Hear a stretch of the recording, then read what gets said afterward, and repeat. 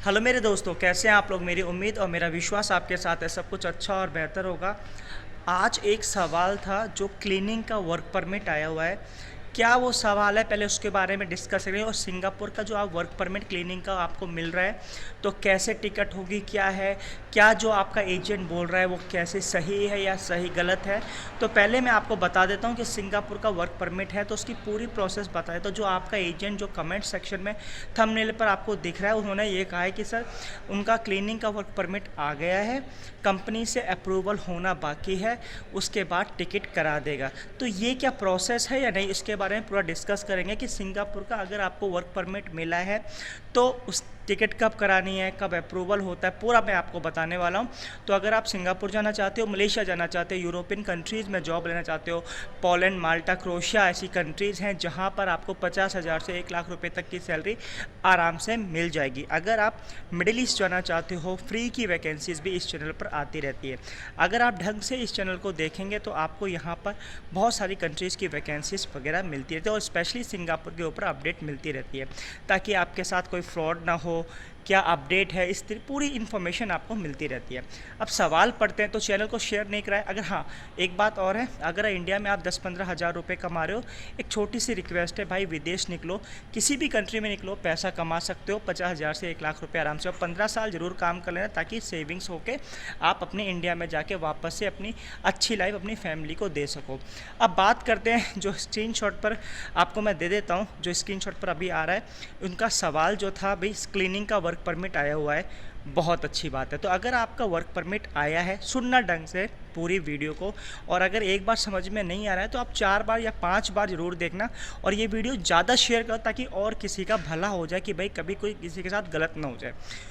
तो अगर आपका क्लीनिंग का वर्क परमिट आया हुआ है तो वर्क परमिट आपको जब आएगा तो आईपीए बोलते हैं, एक पेपर आपको मैं सैम्पल इमेज दे देता हूँ। इस तरह का आपको आईपीए आपकी ईमेल पर आ जाएगा कि आपका आईपीए अप्रूवल हो गया as a cleaning work permit पर। ठीक है, आईपीए।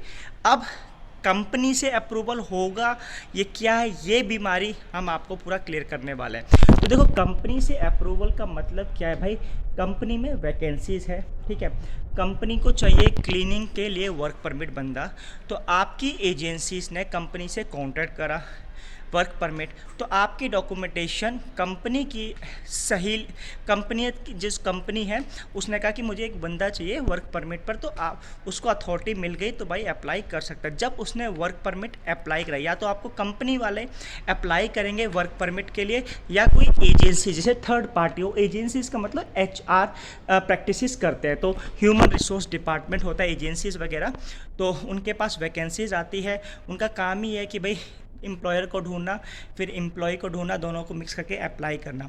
तो जब आपका कंपनी ने अप्रूवल दे दिया कि भाई वर्क परमिट के लिए एक बंदा चाहिए और आपका ऑफ़र वगैरह सब कुछ आ गया, उसके बाद आईपीए आपको जब मिलेगा ना, तो अप्रूवल होने के बाद मिलेगा।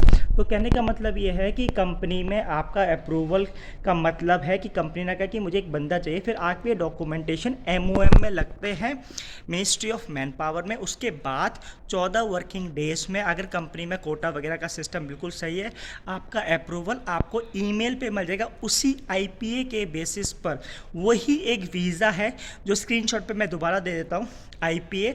इस वीज़ा को लेकर, अपने पासपोर्ट को लेकर आप सिंगापुर फ्लाई कर सकते हैं। तो अगर आपका एजेंट इस तरह से हो कि भाई आपका वर्क परमिट आ गया है, कंपनी से अप्रूवल होना है, तो भाई आपके साथ फ्रॉड हो रहा है। तो कंपनी से अप्रूवल का मतलब ये है कि भाई पहले कंपनी को चाहा कि उन्होंने कहा कि मुझे बंदा चाहिए, आपका बंदा आपको इंडिया से मिल गया, फिर आपके डॉक्यूमेंट्स, पासपोर्ट है, आपकी एजुकेशन सर्टिफिकेट है या एक्सपीरियंस जो भी है, और कंपनी के documentation ministry of man power में लगेंगे। फिर उसके 14 वर्किंग डेज में आपको, अगर अप्रूव्ड आपका वीज़ा होता है, तो आपको आईपीए आएगा इन प्रिंसिपल लेटर। उस लेटर को ही, एक पेज का 13 पेज का होता है, लेकिन आपको फ्रंट पेज की ही जरूरत पड़ती है। उस लेटर में आपको आपका नाम, पासपोर्ट, आपका वर्क परमिट, आपका फिन नंबर वगैरह, फिन नंबर बहुत इंपॉर्टेंट है जो आप चेक कर सकते हो MOM की वेबसाइट पे www.mom.gov.sg।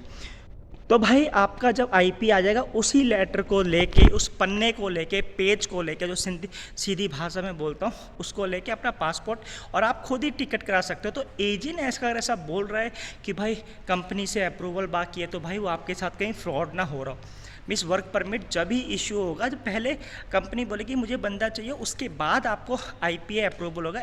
और जो आईपीए जो होता है वो ministry of man power provide करती है, कंपनी कुछ प्रोवाइड नहीं करती, समझ रहे हो। कंपनी के डॉक्यूमेंटेशन चाहिए, एमओएम मिनिस्ट्री ऑफ, तो आपका आईपीए इन हैंड आ जाएगा, उसी के बेसिस पे आप सिंगापुर आ सकते हो। अगर कोई बोला कि आपका वर्क परमिट आ गया है, कंपनी अप्रूवल देगी फिर मैं टिकट कर, भाई ऐसा कुछ नहीं है, आपके साथ कहीं फ्रॉड ना हो जाए।